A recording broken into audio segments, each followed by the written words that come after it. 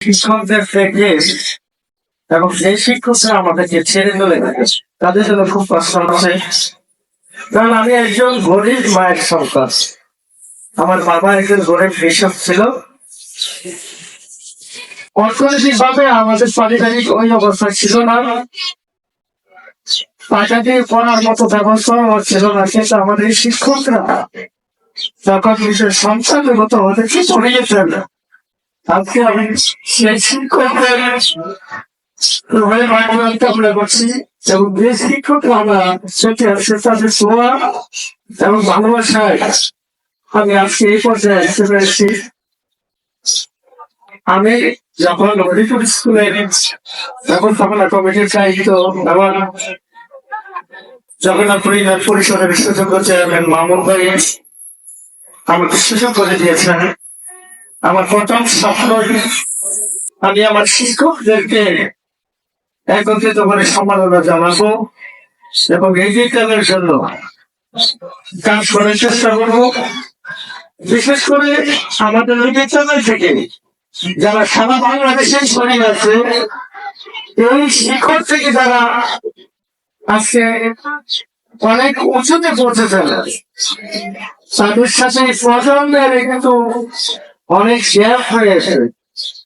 যে দূরত্ব, সেই দূরত্বকে চাষে কমিয়ে আনার জন্য, দূরত্বটাকে কমিয়ে আনার জন্য আমি সামান্য চেষ্টা করেছি।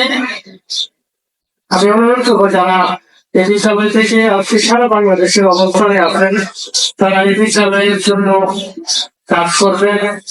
আজকে এই সারা বাংলাদেশে হরিপুর সরকারি প্রাথমিক বিদ্যালয়ের সমস্ত প্রাথমিক বিদ্যালয়ের একটাই চিত্র, এই বর্তমান অবস্থায় শুধু একদম নিরীহ পরিবারের সন্তানরা ছাড়া উঁচু পরিবারের সন্তানরা, মধ্য পরিবারের সন্তানরা লেখাপড়া করতে আসে না। তাদের এই সামনে ধন্যবাদ সাপেক্ষে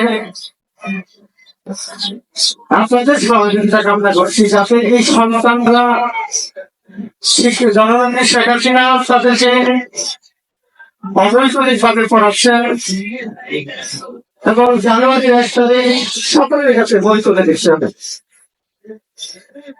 কিন্তু অনেক পরিবার আছে তার সন্তানকে খাতা কলম কিনে দেওয়ার সামর্থ্য নাই, পোশাকটা তাকে পরিয়ে স্কুলে পাঠানোর মতো ব্যবস্থা নেই। আপনারা যারা বিশ্ব স্থানে আছেন, সারা বাংলাদেশে ভালো অবস্থায় আছেন, আসছে তাদের কিছু দায়িত্ব আমার জানাবো।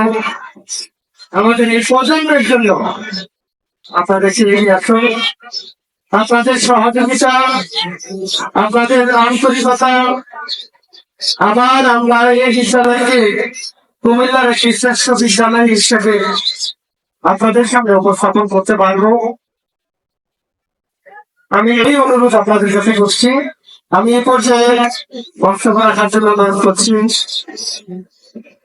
যাকে সুখে দুঃখে আমরা সবসময় কাছে পাই, সকল সমস্যা